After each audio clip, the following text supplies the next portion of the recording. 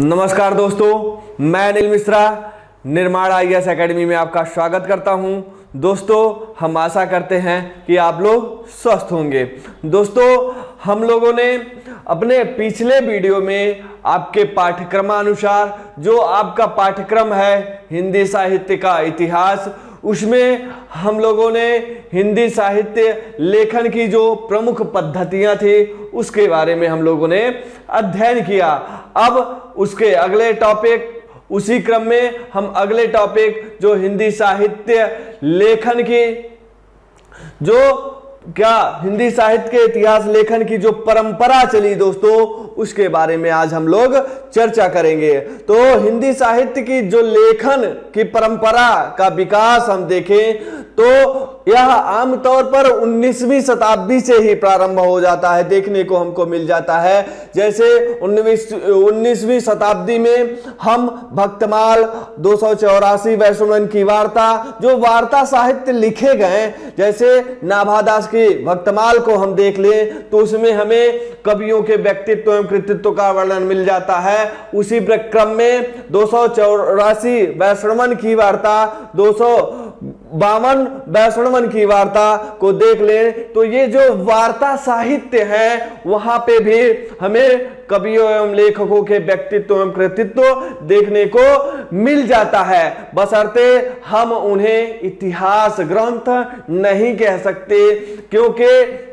इतिहास ग्रंथ होने के लिए जो मान्यताएं होनी चाहिए उसमें नितांत अभाव देखने को मिलता है। जैसे उसमें उनके व्यक्तित्व कृतित्व का तो वर्णन हमें मिल जाता है, बशर्ते जिस तरीके से एक हिंदी साहित्य के इतिहास ग्रंथ का होना चाहिए, जैसे उसमें परिस्थितियों का निर्धारण, उस समय की जातीय परंपराओं का वर्गीकरण, इस प्रकार के जो एक साहित्य ग्रंथ का एक समावेश होना चाहिए, उसका वहां पर हमें नितांत अभाव देखने को मिलता है। तो अब हम आते हैं आगे के क्रम में, तो हम सर्वप्रथम देखते हैं तो हिंदी साहित्य के इतिहास की लेखन परंपरा जो चली, वह सबसे पहले हिंदी साहित्य के इतिहास लेखन की परंपरा का प्रारंभ करता गारसाद तासी को माना जाता है। किसको माना जाता है दोस्तों? गारसाद तासी को माना जाता है। और सर्वप्रथम प्रयास जो है वो किसने किया दोस्तों? किसने किया? गारसाद तासी ने किया। तो हम देखते हैं कि हिंदी साहित्य के इतिहास लेखन की जो परंपरा का सर्वप्रथम प्रयास किसने किया? तो सर्वप्रथम परंपरा का प्रयास गारसाद तासी ने किया। किसने किया दोस्तों? गारसाद तासी ने किया। तो यहां से एक प्रश्न बनता है दोस्तों कि हिंदी साहित्य लेखन की परंपरा का सर्वप्रथम प्रयास किस विद्वान ने किया? तो हिंदी साहित्य लेखन की परंपरा का सर्वप्रथम प्रयास गारसाद तासी ने किया। इन्होंने अपनी पुस्तक इस्वार द ला लिटरेचर हिंदुस्तानी नाम से किया। क्या दोस्तों? इनकी प्रथम प्रमुख पुस्तक थी, वो क्या थी दोस्तों? इस्वार द ला लिटरेचर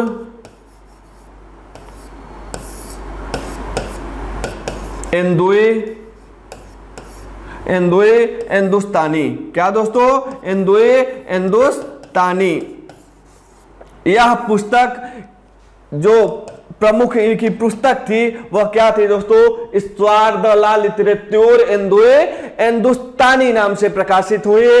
और गारसाद तासी ने लेखन परंपरा का प्रमुख जो सर्वप्रथम प्रयास किसने किया? गारसाद तासी ने किया। इन्होंने क्या किया दोस्तों? गारसाद तासी ने जो एंदोई शब्द है, क्या दोस्तों? एंदोई शब्द है, या हिंदी के लिए, किसके लिए दोस्तों? हिंदवी के लिए प्रयोग किया। किसके लिए? हिंदी के लिए। और जो यह हिंदुस्तानी शब्द का प्रयोग इन्होंने किसके लिए किया दोस्तों? इन्होंने किसके लिए? हिंदुस्तान के लिए। किसके लिए? हिंदुस्तान के लिए इन्होंने इसका प्रयोग किया था। तो दोस्तों इन्होंने क्या किया? अपने ग्रंथ में हिंदी साहित्य के इतिहास लेखन परंपरा में जो इनका पहला ग्रंथ था द स्त्वार द ला लिटरेचर हिंदुस्तानी, इसमें इन्होंने क्या किया कि वर्ण क्रमानुसार कवियों का वर्णन किया। जैसे हम लोग देखते हैं कि कबीर का वर्णन, कबीर का केशवदास का, क्या दोस्तों, कबीर का केशवदास का वर्णन मिलता है। तो हम देखते हैं कि इन्होंने जो कवियों एवं लेखकों का वर्णन किया वह किस आधार पर किया, वर्णाक्रमानुसार किया, कि जैसे वह कवि या लेखक चाहे जिस काल का रहा हो, जैसे वह भक्ति काल का, आदिकाल का, भक्ति काल का, रीति काल का, आधुनिक काल का, किसी भी क्रम का हो, काल का हो, मगर उसको एक क्रम में इन्होंने स्थान दिया। जैसे कबीर हमारे भक्ति काल के हो जाते हैं और केशवदास रीति काल के कवि हैं, तो इन्होंने क्या किया कि कबीर के बाद केशव को स्थान दे दिया, बशर्ते इनको नहीं करना चाहिए था। सर्वप्रथम क्या होना चाहिए था दोस्तों, सर्वप्रथम हमें आदिकाल से प्रारंभ करते हुए, मतलब समय के अनुसार जिसका आगमन हुआ है उस क्रम में स्थान देना चाहिए। तो दोस्तों हम इस क्रम में देखते हैं कि इस यहां पर पढ़ते हैं दोस्तों कि हिंदी साहित्य इतिहास लेखन की परंपरा जो ग्रंथ एवं ग्रंथकार हैं हम किस प्रकार पढ़ते हैं। तो सर्वप्रथम इसका लेखन परंपरा का जो प्रारंभ होता है गारसाद तासी से मिलता है। उसके अगले क्रम में शिव संगर को हम लोग देखेंगे। उसके आगे क्रियर्सन तथा मिश्र बंधु ने क्या प्रयास किया। उसके आगे के क्रम में आचार्य रामचंद्र शुक्ल, हजारी प्रसाद द्विवेदी तथा गणपत चंद्र गुप्त को हम लोग पढ़ेंगे। तो दोस्तों हमने आपको बताया कि नाभादास के भक्तमाल में गोकुलनाथ के 252 वैष्णवन की वार्ता, 84 वैष्णवन की वार्ता तथा देसी नाम माला जो इनका हेमचंद का है, यह एक कोश ग्रंथ है। इसमें भी तो हमने आपको बताया कि जो इसका प्रारंभ तो हमें 19वीं शताब्दी से ही इसका प्रारंभ हो जाता है, क्योंकि हम लोग देखते हैं कि भक्तमाल 252 वैष्णवन की वार्ता, 84 वैष्णवन की वार्ता, इसमें कवियों का व्यक्तित्व एवं कृतित्व तो देखने को मिल जाता है। बशर्ते हम लोगों ने देखा कि यह जो एक इतिहास ग्रंथ होने की अवधारणा होनी चाहिए, जो एक कसौटी होती है इतिहास ग्रंथ की, वह यहां पर देखने को नहीं मिलते। इसलिए हम वास्तविक रूप से जो इतिहास लेखन की परंपरा का प्रारंभ मानेंगे वो गारसाद तासी से मानते हैं कि गारसाद तासी ने हिंदी साहित्य इतिहास लेखन परंपरा का प्रारंभ किया। तो दोस्तों इस क्रम में हम आगे बढ़ते हैं तो देखते हैं कि गारसाद तासी के बारे में हम अध्ययन करते हैं। गारसाद तासी इनका हिंदी साहित्य लेखन परंपरा का प्रथम प्रयास किया। क्या किया दोस्तों, इन्होंने हिंदी साहित्य इतिहास लेखन का प्रथम प्रयास किया। इनकी पुस्तक जो इनका ग्रंथ है वह क्या नाम है उसका, स्त्वार द ला लिटरेचर हिंदुस्तानी। क्या नाम है दोस्तों, स्त्वार द ला लिटरेचर हिंदुस्तानी। इसकी भाषा क्या है दोस्तों, इसकी भाषा क्या है, फ्रेंच भाषा है। क्या है दोस्तों, यह फ्रेंच भाषा में है और यह दो भागों में विभक्त हुए, दो भागों में इसका प्रकाशन हुआ। प्रथम भाग का प्रकाशन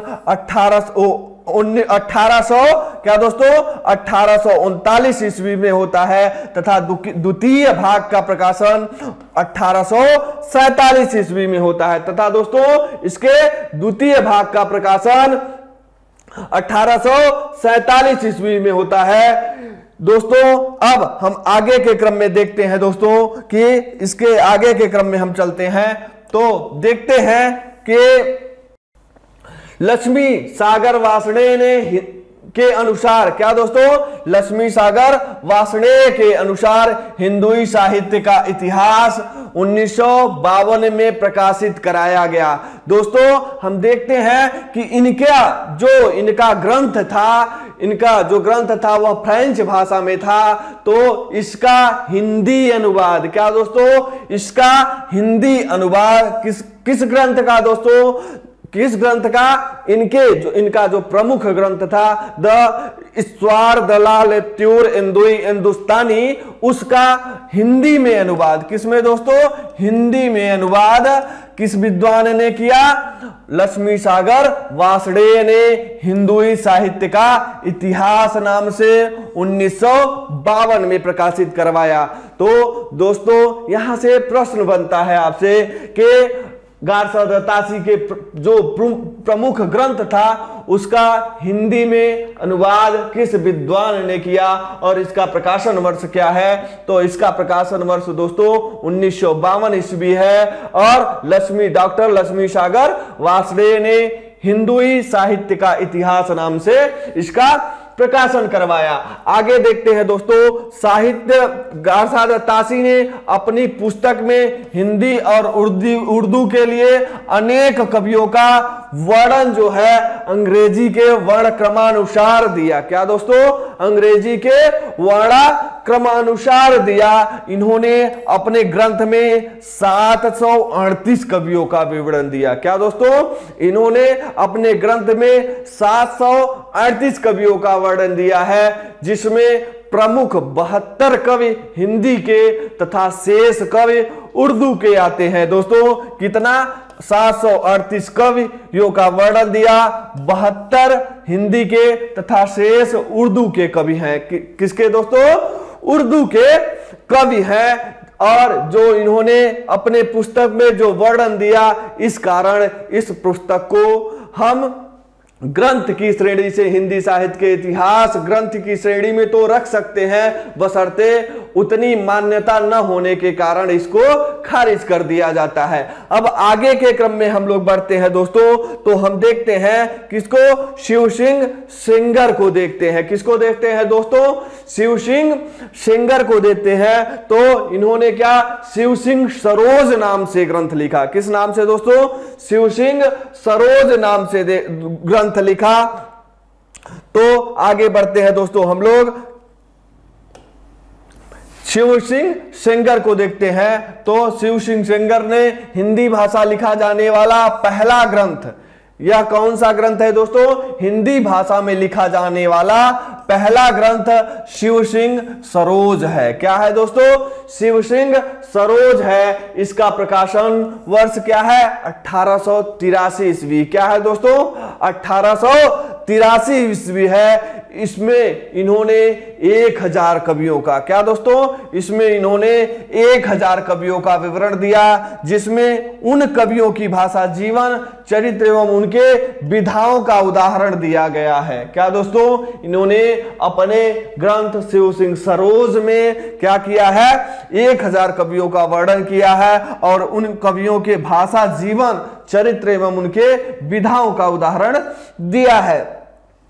इन्होंने हिंदी का प्रथम कवि पुष्प या पुंड को माना। क्या दोस्तों, पुष्प या पुंड को माना है। प्रश्न यहां से पूछा जाता है कि शिव सिंह सरोज ने हिंदी साहित्य का प्रथम कवि किसे माना है, तो इन्होंने क्या, किसको माना है, पुष्पदंत या पुंड को हिंदी साहित्य का प्रथम कवि माना है। इनका समय 7वीं सदी ईस्वी निर्धारित करते हैं। अब हम आगे के क्रम में बढ़ते हैं दोस्तों। एक प्रश्न यहां से यह भी पूछा जाता है कि हिंदी साहित्य के इतिहास मतलब शिव सिंह सरोज को क्या दोस्तों, रामचंद्र शुक्ल ने एक नाम दिया। क्या, कवि वृत्त संग्रह। क्या दोस्तों, कवि वृत्त संग्रह। दोस्तों इसको आचार्य रामचंद्र शुक्ल क्या कहते हैं, कवि वृत्त संग्रह कहते हैं। तो दोस्तों हम यह कह सकते हैं कि आचार्य रामचंद्र शुक्ल ने इन्होंने, दोस्तों हम आगे बढ़ते हैं कि दोस्तों हम देखते हैं आगे के क्रम में जॉर्ज ग्रियर्सन को। किसको दोस्तों? जॉर्ज ग्रियर्सन को देखते हैं कि जॉर्ज ग्रियर्सन ने क्या किया। तो आगे के क्रम में जो लेखन परंपरा का विकास था, ग्रंथ लिखने का क्रम था दोस्तों, तो उसमें हम जॉर्ज ग्रियर्सन को देखते हैं। तो हिंदी साहित्य का वास्तविक इतिहास लेखन जो प्रारंभ किया, जो लिखा, वह किसने दोस्तों? जॉर्ज ग्रियर्सन को हम पाते हैं। किसको पाते हैं? जॉर्ज ग्रियर्सन को पाते हैं। और हिंदी साहित्य का वास्तविक इतिहास लेखन जॉर्ज ग्रियर्सन का ही है। दोस्तों ग्रियर्सन ने सर्वप्रथम विद्यापति को रहस्यवादी माना। दोस्तों यहां से भी प्रश्न पूछा जाता है आपसे कि किस विद्वान ने विद्यापति को रहस्यवादी माना है? तो यहां पर आप देखेंगे कि विद्यापति को रहस्यवादी जॉर्ज ग्रियर्सन ने माना है। आगे के क्रम में बढ़ते हैं दोस्तों कि इनकी ग्रंथ जो इनका जो पुस्तक थी, इनकी जो ग्रंथ थी, उसका क्या नाम था? तो उसका क्या नाम था? The modern vernacular literature of Hindustan. क्या दोस्तों? The modern vernacular literature of Hindustan. यह अंग्रेजी भाषा में थी। किसमें दोस्तों? यह अंग्रेजी भाषा में थी। इसका प्रकाशन वर्ष 1888 ईस्वी है। क्या दोस्तों? इसका प्रकाशन वर्ष 1888 ईस्वी है। मगर आचार्य रामचंद्र शुक्ल के अनुसार देखें तो इसका आचार्य रामचंद्र शुक्ल ने 1889 क्या दोस्तों? 1889 ईस्वी मानते हैं। क्या? और आगे क्रम में दोस्तों यह एशियाटिक सोसाइटी ऑफ बंगाल की पत्रिका के विशेषांक के रूप में यह 11 अध्यायों में प्रकाशित हुई। कितने अध्यायों में दोस्तों? 11 अध्यायों में प्रकाशित हुए। दोस्तों इनके ग्रंथ की सबसे बड़ी समस्या क्या थी दोस्तों? यह कि इन्होंने 11 अध्यायों में, जो कि सारे के सारे अध्याय अपने आप में एक काल विशेष, एक काल खंड को प्रदर्शित करते थे। और इन्होंने अपने ग्रंथ में इस जो समय हिंदी साहित्य का समय था, इसको 11 भागों में विभाजित कर देने के कारण इनके ग्रंथ को जितनी मान्यता मिलनी चाहिए थी उतनी मान्यता नहीं प्राप्त हुई। अब आगे बढ़ते हैं दोस्तों, हम लोग देखते हैं कि जॉर्ज ग्रियर्सन का काल विभाजन एवं नामकरण परंपरा की शुरुआत की। दोस्तों सर्वप्रथम हम देखते हैं कि किसने काल विभाजन एवं नामकरण का प्रयास किया। तो सर्वप्रथम गारसाद तासी ने ही नामकरण और काल विभाजन का प्रयास, ग्रियर्सन ने ही सर्वप्रथम नामकरण एवं काल विभाजन का प्रयास किया है। सर्वप्रथम ग्रियर्सन ने भक्ति का सबसे बड़ी उपलब्धि क्या थी ग्रियर्सन की दोस्तों? सबसे बड़ी उपलब्धि क्या थे? इन्होंने भक्ति काल को स्वर्ण युग कहा। क्या कहा? स्वर्ण युग की उपमा दे। यह ग्रियर्सन के सबसे बड़ी उपलब्धि मानी जाती है, क्योंकि ग्रियर्सन ने ही भक्ति काल को स्वर्ण काल की या स्वर्ण युग की उपमा दी है। इन्होंने आगे के क्रम में हम बढ़ते हैं, देखते हैं इन्होंने क्या कहा। चारण काल, धार्मिक, प्रेम काव्य, दरबारी काव्य। क्या कहा दोस्तों? इन्होंने इस कालखंड को क्या नाम दिया? चारण काल, धार्मिक काल, प्रेम काव्य या दरबारी काल से अभिभेद किया है। इनकी ग्रंथ की जो विशेषताएं, प्रमुख विशेषताएं थी वो क्या थी दोस्तों? इसकी जो विशेषताएं थी वह क्या थे? इस इतिहास ग्रंथ में पहली बार कवियों एवं लेखकों का काल क्रम वर्गित किया गया। क्या किया गया दोस्तों? काल क्रम वर्गित किया गया है। जैसे वह इतिहासकार में जैसे लेखक कवि किस काल खंड से आते हैं, किस काल खंड में हैं, उसका सारा का सारा विवरण इनके ग्रंथ में मिलता है। आगे काव्य प्रवृत्तियों का उल्लेख इन्होंने सर्वप्रथम क्या किया?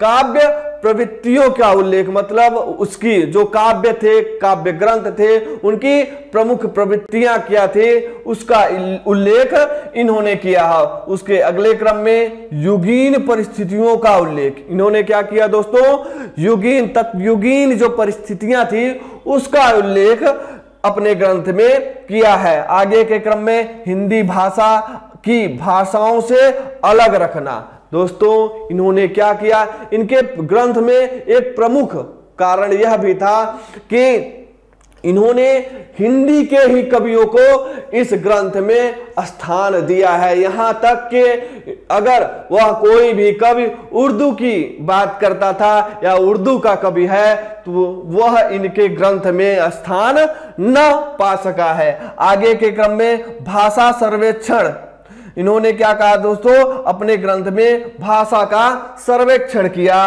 और इतिहास लेखन की परंपरा, दोस्तों इतिहास लेखन की परंपरा में सर्वप्रथम इनका स्थान हम देखने को मिलता है। आगे के क्रम में हम बढ़ते हैं दोस्तों, तो हम मिश्र बंधु को पाते हैं। किसको दोस्तों, मिश्र बंधु।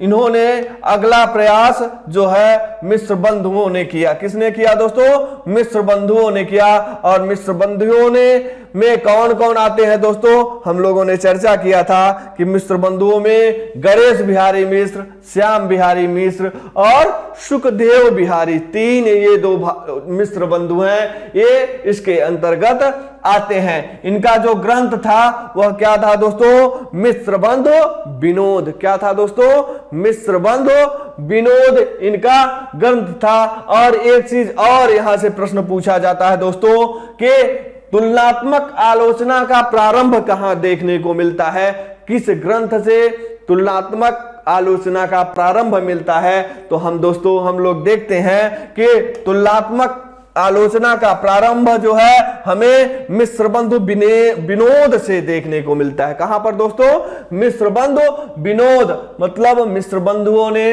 तुलनात्मक आलोचना का प्रारंभ किया। क्या किया दोस्तों, तुलनात्मक आलोचना का प्रारंभ किया। आगे बढ़ते हैं। मिश्र बंधु विनोद 4 भागों में विभाजित है। कितने भागों में दोस्तों, 4 भागों में विभाजित है। और जो प्रथम 3 भागों का प्रकाशन हुआ 1913 ईस्वी में, किसमें दोस्तों, प्रथम 3 भागों का प्रकाशन 1913 ईस्वी में हुआ तथा चौथे भाग का प्रकाशन 1934 ईस्वी में होता है। किसमें दोस्तों, 1934 ईस्वी में होता है। और इन्होंने अपने ग्रंथ में 5000 कवियों का वर्णन किया। कितने दोस्तों, 5000 कवियों का वर्णन किया है। तो दोस्तों हमने देखा कि इनका जो ग्रंथ है मिश्र बंधु विनोद वह 4 भागों में विभाजित है। और प्रथम 3 भागों का जो प्रकाशन होता है वह 1913 ईस्वी में होता है तथा चौथे भाग का प्रकाशन 1934 ईस्वी में होता है। इनके कोश को नामवर सिंह ने साहित्य का पंचांग कहा है। क्या कहा है दोस्तों, यह भी ध्यान रखिएगा दोस्तों, यह भी कई बार आपके परीक्षा में पूछा गया प्रश्न है कि नामवर सिंह ने साहित्य का पंचांग किस विद्वान के ग्रंथ को कहा है या किसको कहा है। तो मिश्र बंधु विनोद को साहित्य का पंचांग कहा जाता है तथा मिश्र बंधुओं के ग्रंथ को साहित्य का पंचांग नामवर सिंह ने किया है। किसने किया है दोस्तों, नामवर सिंह ने इसे साहित्य का पंचांग किया है। अब आगे के क्रम में बढ़ते हैं दोस्तों, तो हम लोग सर्वप्रथम जो सर्व प्रमुख कवि हैं वह कौन, लेखक कौन है, आचार्य रामचंद्र शुक्ल को पाते हैं। तो आचार्य रामचंद्र शुक्ल ने सर्वप्रथम जो इनका इतिहास ग्रंथ है दोस्तों, आचार्य रामचंद्र शुक्ल का जो इतिहास ग्रंथ है हिंदी साहित्य का इतिहास, वह सर्वोपरि ग्रंथ माना जाता है। तो इन्होंने सर्वप्रथम वैज्ञानिक पद्धति का अनुसरण किया। क्या किया दोस्तों, सर्वप्रथम वैज्ञानिक पद्धति का अनुसरण किया और सर्वप्रथम वैज्ञानिक दृष्टि से काल विभाजन एवं नामकरण किया। इन्होंने क्या किया दोस्तों, सर्वप्रथम वैज्ञानिक दृष्टि से काल विभाजन एवं नामकरण किया। इनके ग्रंथ का नाम हिंदी साहित्य का इतिहास है। क्या है दोस्तों? हिंदी साहित्य का इतिहास है, जो 1929 ईस्वी में प्रकाशित हुआ। कब दोस्तों? 1929 ईस्वी में प्रकाशित हुआ। यह नागरी प्रचारणी सभा द्वारा प्रकाशित हिंदी शब्द सागर की भूमिका के रूप में हिंदी साहित्य का विकास नाम से। दोस्तों यहां से भी प्रश्न बनता है कि आचार्य रामचंद्र शुक्ल के इतिहास ग्रंथ को सर्वप्रथम किस नाम से प्रकाशित किया गया था? तो हिंदी साहित्य का विकास नाम से। किस नाम से दोस्तों? हिंदी साहित्य का विकास नाम से सन 1929 ईस्वी में, जनवरी के सन 1929 ईस्वी में प्रकाशित हुआ। हिंदी साहित्य का इतिहास 1000 कवियों का तथा लेखकों को शामिल किया। इन्होंने हिंदी साहित्य के इतिहास में 1000 कवियों और लेखकों को शामिल किया है। तो दोस्तों आगे क्रम में बढ़ते हैं तो देखते हैं आचार्य रामचंद्र शुक्ल ने शिव सिंह सेंगर, जॉर्ज ग्रियर्सन तथा मिश्र बंधुओं के इतिहास को कविवृत्त संग्रह कहा है। क्या कहा है दोस्तों? कविवृत्त संग्रह कहा है। तो दोस्तों हम देखते हैं कि इसमें बड़ा कविवृत्त संग्रह, दोस्तों एक प्रश्न यहां से पूछा जाता है कि किसके ग्रंथ को बड़ा कवि वृत्त संग्रह कहा है, किसके ग्रंथ को बड़ा भारी वृत्त संग्रह कहा है, और किसके ग्रंथ को वित्त संग्रह की उपमा दी है। तो हम देखते हैं इस क्रम में कि आचार्य रामचंद्र शुक्ल ने बड़ा कवि वृत्त संग्रह जॉर्ज ग्रियर्सन के ग्रंथ को कहा है। क्या दोस्तों? जॉर्ज ग्रियर्सन का जो ग्रंथ है the modern vernacular literature of Hindustan, उसे बड़ा कवि वृत्त संग्रह कहा है। उसके आगे के क्रम में बड़ा भारी वृत्त संग्रह। क्या दोस्तों? बड़ा भारी वृत्त संग्रह मिश्र बंधु विनोद को कहा है उन्होंने। किसको दोस्तों? मिश्र बंधु विनोद को उन्होंने बड़ा भारी वृत्त संग्रह कहा है। आगे के क्रम में दोस्तों हम लोग बढ़ते हैं तो देखते हैं आचार्य रामचंद्र शुक्ल ने मिश्र बंधुओं पर टिप्पणी करते हुए, यहां से भी दोस्तों कई बार आपके एग्जाम में प्रश्न पूछा गया है कि आचार्य यह कथन किसका है। तो यहां से प्रश्न बनता है दोस्तों कि आचार्य शुक्ल ने मिश्र बंधुओं पर टिप्पणी करते हुए क्या लिखा है, या यह कथन जो अभी हम पढ़ेंगे देखेंगे, यह कथन किसने किसके परिप्रेक्ष्य में कहा है। तो सारे रचना काल को केवल आदि, अंत में, मध्य में, पूर्व, उत्तर इत्यादि खंडों में आंख मूंद कर बांट देना, यह भी न देखना कि किस काल खंड के भीतर क्या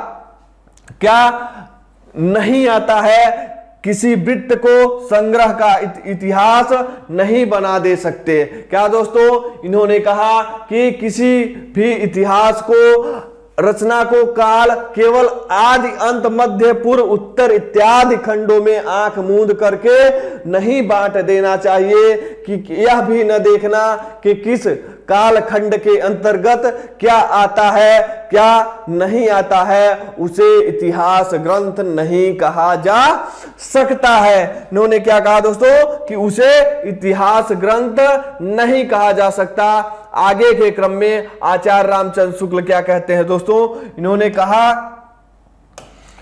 अपने हिंदी साहित्य के इतिहास में कहा कि जबकि प्रत्येक देश का साहित्य वहां की जनता का चित्रवृत्ति का संचित प्रतिबिंब होता है, यह निश्चित है कि जनता के चित्रवृत्ति के परिवर्तन के साथ साथ साहित्य के स्वरूप में भी परिवर्तन होता चला जाता है। आदि से अंत तक इन्हीं चित्रवृत्तियों की परंपरा को परखते हुए, साहित्य के परंपरा को परखते हुए, परंपरा के साथ उनका सामंजस्य दिखाना ही क्या है? साहित्य का इतिहास कहलाता है दोस्तों। क्या कहलाता है? साहित्य का इतिहास कहलाता है। और जनता की चित्रवृत्ति को बहुत कुछ राजनीतिक, सामाजिक, सांप्रदायिक तथा धार्मिक परिस्थितियों के अनुसार होती है। तो दोस्तों ये ध्यान रखना है कि यह जो कथन है वह आचार्य रामचंद्र शुक्ल का है, और आचार्य रामचंद्र शुक्ल ने इस कथन को अपने हिंदी साहित्य के इतिहास की भूमिका में ही इसका वर्णन किया है। और यह आपकी परीक्षा के दृष्टि से बहुत ही महत्वपूर्ण हो जाता है और आपको इसको अवश्य ध्यान में रखना चाहिए। दोस्तों आगे क्रम में बढ़ते हैं तो आचार्य रामचंद्र शुक्ल ने 900 वर्षों के इतिहास को 4 कालखंडों में विभाजित किया। क्या दोस्तों? आचार्य रामचंद्र शुक्ल ने हिंदी साहित्य के इतिहास को 4 कालखंडों में विभाजित किया है। किसने दोस्तों? 4 कालखंडों में विभाजित किया है। आचार्य रामचंद्र शुक्ल लिखते हैं कि आदिकाल का जो प्रारंभिक समय सीमा है दोस्तों, आचार्य रामचंद्र शुक्ल के अनुसार आदिकाल की जो प्रारंभिक समय सीमा है वह क्या है दोस्तों? 993 ईस्वी से। दोस्तों हम लोग पढ़ेंगे कि आदिकाल जो है वह आदिकाल का समय क्या है दोस्तों? आदि का जब हम लोग काल विभाजन एवं नामकरण देखेंगे तो वहां देखेंगे कि आदिकाल का जो समय सीमा निर्धारित किया है वह क्या है? आचार्य रामचंद्र शुक्ल के अनुसार संवत 1050 से। क्या दोस्तों? 1050 से क्या? 1375। क्या है दोस्तों? 1375 हम पाते हैं। तो इन्होंने जो काल निर्धारण का समय निर्धारित किया वह ईस्वी के बजाय इन्होंने संवत में इसका कालक्रम निर्धारित किया है। इन्होंने आदिकाल की जो समय सीमा निर्धारित की है वह संवत 1050 से 1375 विक्रमी संवत तक माना है। और ईस्वी और संवत का निर्धारण करते समय आप लोगों को पता होगा दोस्तों कि क्या करते हैं हम? संवत से क्या दोस्तों? संवत से -57 घटा देते हैं। क्या करते हैं दोस्तों? हम संवत में -57 कर देंगे तो हमें क्या प्राप्त हो जाएगा दोस्तों? हमें क्या प्राप्त हो जाता है? हमें ईस्वी प्राप्त हो जाता है। क्या प्राप्त हो जाता है? ईस्वी प्राप्त हो जाता है। जब हम 1050 में 57 घटा देंगे तो हमें क्या प्राप्त होगा दोस्तों? 993 ईस्वी। क्या प्राप्त होगा दोस्तों? 993 ईस्वी प्राप्त होता है। तो हम लोगों ने देखा कि आचार्य रामचंद्र शुक्ल ने आदिकाल की जो प्रारंभिक सीमा मानी है वह 993 ईस्वी। कहीं कहीं पर आपको यदि प्रश्न में यह दे दे कि संवत 1050 तो आप घबराइएगा नहीं, बिल्कुल ध्यान रखना है कि संवत में हम -57 कर देंगे तो हमें ईस्वी प्राप्त हो जाएगा। अर्थात राजा मुंज से या भोज से लेकर के क्या दोस्तों? राजा मुंज या भोज से लेकर के अंतिम जो समय सीमा राजा हमीर देव तक मानी है। दोस्तों आचार्य रामचंद्र शुक्ल ने आदिकाल की जो समय सीमा निर्धारित की है, आदिकाल अथवा वीर गाथा काल की जो समय सीमा निर्धारित की है वो क्या है? राजा मुंज या भोज के समय से प्रारंभ माना है तथा अंतिम जो समय सीमा है वह राजा हमीर देव तक इसकी समय सीमा निर्धारित करते हैं। दोस्तों आगे के क्रम में हम लोग आज डॉक्टर राम कुमार वर्मा को पढ़ेंगे और डॉक्टर राम कुमार वर्मा को हम लोग अगले वीडियो में आपके सामने लेकर के उपस्थित होंगे दोस्तों। तो दोस्तों तब तक के लिए नमस्कार, धन्यवाद।